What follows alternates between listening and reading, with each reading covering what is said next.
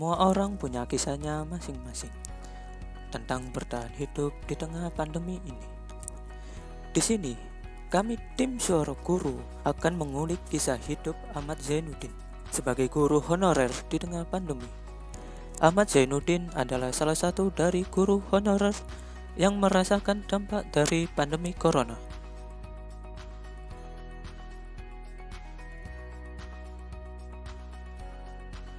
Saat ini, beliau berumur 29 tahun dan telah mengabdi menjadi guru honorer selama 4 tahun di Kabupaten Pasuruan. Sejak pandemi, gaji guru honorer menurun. Dan untuk mencukupi kebutuhan keluarganya, beliau membuka tempat kursus. Selama 4 tahun mendedikasikan diri sebagai guru honorer, upah yang didapat tidak lebih dari Rp500.000 per bulannya. Meskipun upahnya jauh di bawah upah minimum kerja Provinsi Jawa Timur. Tapi hal itu tidak menjadikan tolak ukur semangatnya. Hal ini dikarenakan tujuan utamanya adalah keberkahan dari mengajar. Menurut beliau, hal tersebut dapat menafkahi keluarganya rezekinya. Meskipun jumlahnya tidak seberapa, namun cukup untuk kebutuhan sehari-harinya. Bagaimana perjalanan bergelut di dunia pendidikan? Perjalanan saya bergelut di dunia pendidikan itu dimulai sejak saya sekolah kelas 2 SMK atau kelas 11 SMK. Itu saya masih gak tahu apa, tapi saya memberanikan diri untuk mengajar adik-adik tetangga-tetangga itu, sehingga saya memiliki murid-murid dari tetangga-tetangga. Pada waktu itu saya tidak dibayar sama sekali, itu gratis, karena jiwa saya itu dulu itu suka dengan dunia anak-anak. Maka pas saya kelas 2 SMK itu saya memberanikan diri untuk terjun di dunia pendidikan sampai saat ini. Kira-kira kurang lebih sekitar hampir lebih dari 11 tahun saya bergelut di dunia pendidikan. Lalu mengapa memilih di dunia pendidikan, sedangkan kita tahu di luar sana banyak yang memilih sebagai pekerja kantoran seperti itu dan lainnya, dan mengapa memilih di dunia pendidikan? Alasannya simpel sih kalau saya memilih dunia pendidikan, karena saya ingin dikenang sebagai seorang pendidik, bukan sebagai seorang pekerja atau buruh gitu.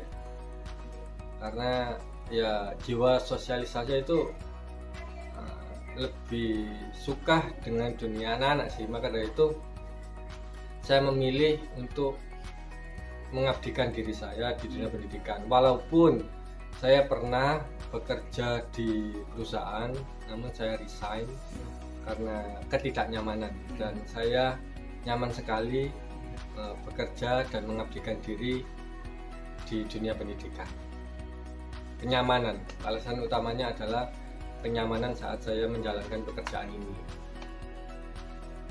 Mungkin bisa diceritakan Mas keluh kesah menjadi masuk di dunia pendidikan.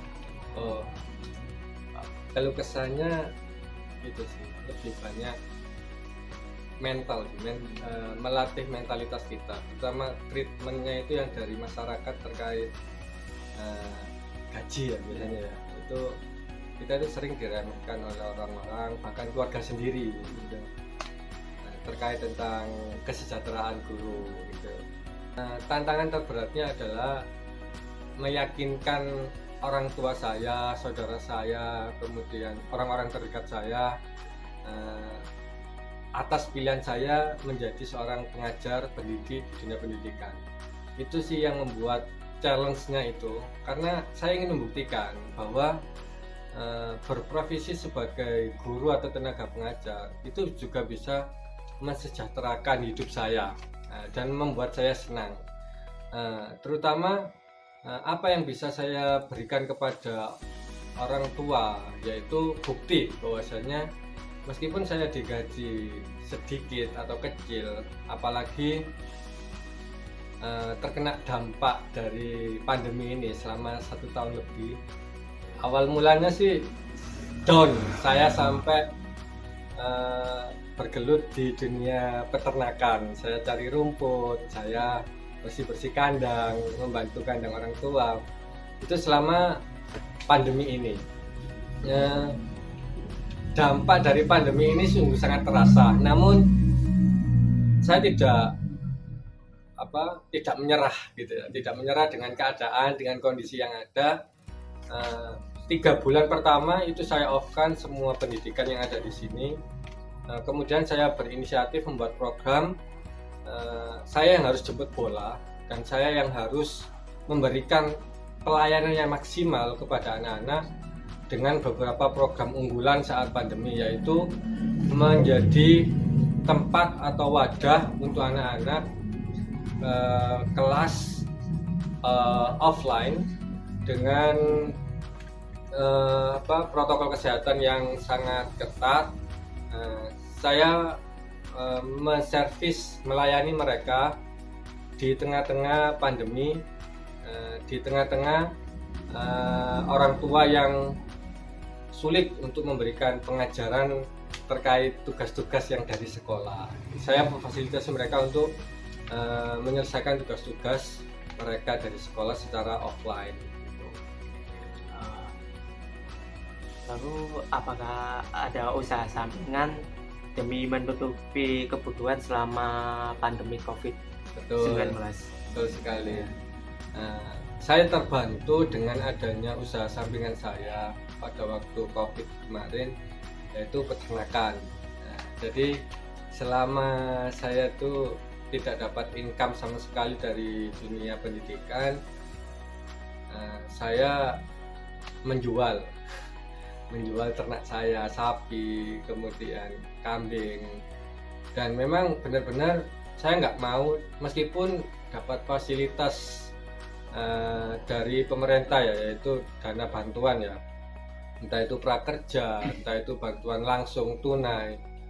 Kami tidak mendaftarkan diri secara langsung atau tidak langsung, kami nggak mau terlibat dengan bantuan itu, karena keyakinan saya kartu prakerja, bantuan sosial itu masih banyak membutuhkan daripada di sini gitu kan. Artinya saya tidak bergantung sepeser pun dari bantuan pemerintah terkait survive saya dalam membangun dan merintis institusi saya sendiri ini. Jadi sampingan saya selama pandemi yaitu menjual ternak-ternak yang ada, dari kambing, sapi itu saya jual untuk bertahan hidup, untuk menyambung hidup.